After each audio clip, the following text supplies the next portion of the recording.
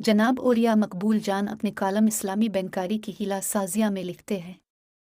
वफाकी शरई अदालत ने 28 अप्रैल 2022 को राक सूद के खिलाफ जो तारीख साज फैसला दिया है, इसमें यूं तो मौजूदा इस्लामी बैंकिंग, जिसे तमाम मुफ्तान किराम भी गैर सूदी बैंकारी कहते हैं और मुकम्मल इस्लामी बैंकिंग कहने से इज्तनाब करते हैं, को किसी हद तक जायज़ करार दिया। लेकिन चूंकि शरई अदालत के जज हजरात का दिल भी इस बात पर मुतमिन नहीं था, इसलिए उन्होंने दर्ज झैल पैरा अपने फैसले में शामिल कर दिया। We are of the view that every citizen is at liberty to challenge the legality of any such product which is being practiced and acted upon in the name of Islamic banking. If any citizen thinks that any product of Islamic banking is not in accordance with the injunctions of Islam and the name of Islam is only being used as a, then he can invoke the jurisdiction of the Federal Shariat Court anytime. हमारा ये ख्याल है कि हर शहरी आज़ाद है कि वो किसी भी ऐसे बैंकारी तराकार की कानूनी हैसियत को चैलेंज करे जो इस्लामी बैंकिंग के नाम पर राइज है।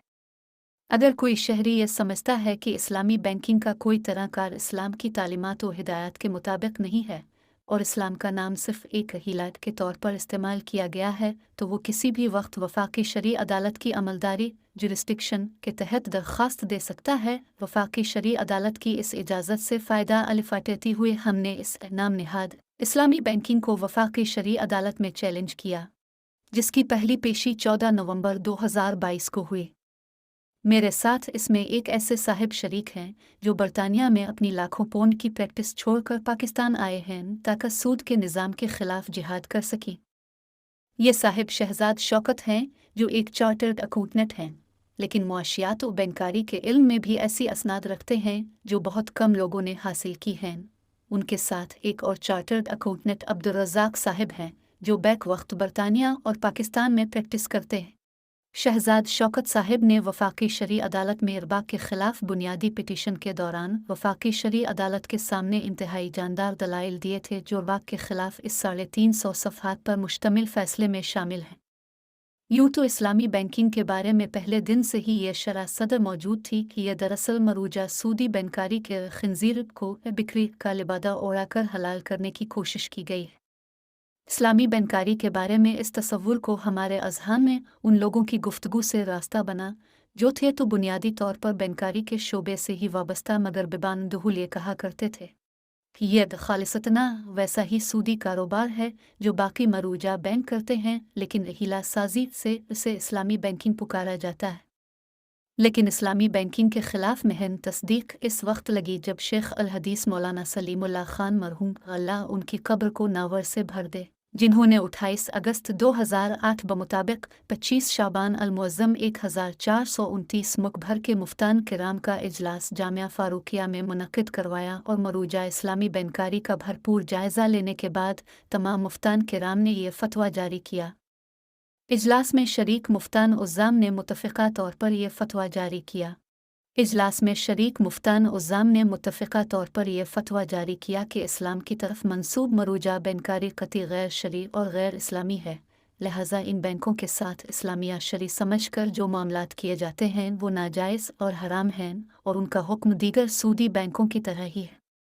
इस फतवे पर मौलाना सलीमुल्लाह खान के अलावा जिन उलमा व मुफ्तियान ने दस्तखत हैं उनमें मौलाना ज़र वली खान, मुफ्ती अब्दुल मजीद दीन पूरी शहीद, मौलाना हबीब अल्लाह जान और मुफ्ती अब्दुल्ला साहिब जैसे 15 जय्यद उलमा और मुफ्तियान के नाम शामिल हैं। इसी साल डॉक्टर असरार अहमद मरहूम ने लाहौर में इस्लाम और बैंकिंग के उन्वान से एक कॉन्फ्रेंस मुनक़्क़िद करवाए। इस कॉन्फ्रेंस में पाकिस्तान और बैरून मुल्क से तकरीबन हर शोबा ज़िंदगी के अफराद ने शिरकत की, जिनमें सुप्रीम कोर्ट के साबिक़ जज, मईशतदान और उलमा सब शामिल थे। इस कॉन्फ्रेंस में जहां मरूजा बैंकारी को हराम करार दिया, वहीं इस्लामी बैंकारी को भी न सिर्फ हराम करार दिया गया बल्कि इसे इसलिए ज़्यादा ख़तरनाक करार दिया कि इसकी वजह से आम आदमी इसे इस्लामी समझकर इसमें शामिल हो जाता है और इसे इस बात का कतना एहसास तक नहीं होता कि वो वैसा ही सूद हासिल कर रहा होता है जैसा कि मरूजा सूदी बैंकों से लेन देन के मामले में इसे मिलता है। वफाकी शरई अदालत ने भी अप्रैल 2022 के अपने फ़ैसले में मरूजा इस्लामी बैंकिंग को भी मुकम्मल नहीं बल्कि किसी हद तक यानी अंग्रेज़ी ज़बान में तो सम एक्सटेंट हलाल करार दिया है। अगर फैसला करने वाले जजों को अपने मौक़िफ़ पर हतमी यकीन और ईमान होता तो वो कभी भी इस पर दोबारा पिटीशन दायर करने और अदालत से रुजू करने की गुंजाइश न छोड़ते। 15 साल कबल 2008 में दुनिया में एक आलमी मालियाती बहरान आया जो अपनी खौफनाक शक्ल में 2008 में इस तरह नमूदार हुआ कि यूँ लगता था कि 1945 में ब्रेटन वुड में कायम करदा सूदी मालियाती निज़ाम धड़ाम से गिर जाएगा। दुनिया भर के ममालिक में कायम बैंकों ने सूद लेना मुकम्मल तौर पर ख़त्म कर दिया। इस बहरान से न सिर्फ ये बैंकर समझ गए थे कि तरक्की और सूद एक साथ नहीं चल सकते, बल्कि दुनिया भर के ममालिक को भी इस बात का इदराक हो गया था कि अगर हमने लोगों को सूद पर कर्ज दिया तो मईशत का पहिया बिल्कुल जाम होकर रह जाएगा। दुबई की मार्केट से एक मुख पाकिस्तान के शहरियों के 8 अरब डॉलर डूबे थे। लोग अपनी गाड़ियों में चाबी लगाए उन्हें एयरपोर्ट पर छोड़कर जहाज़ों में फरार हो गए थे।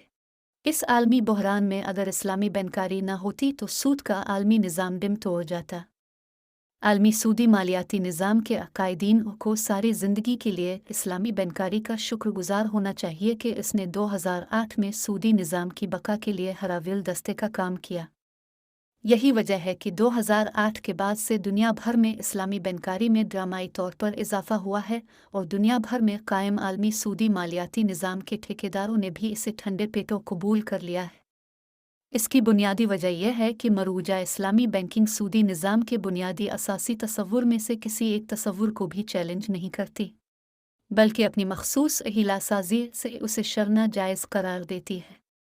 इस्लामी बैंकारी पर अमली काम 1963 में शुरू हुआ और 1975 में उसकी खिड़कियां तमाम बैंकों में खोल दी गई। पाकिस्तान इन पहले 3 ममालिक में शामिल था जिन्होंने इसकी बुनियाद रखी। जुलाई 1979 में नेट और ICP जैसे माशी इदारों में उसका टेस्ट आगाज़ किया गया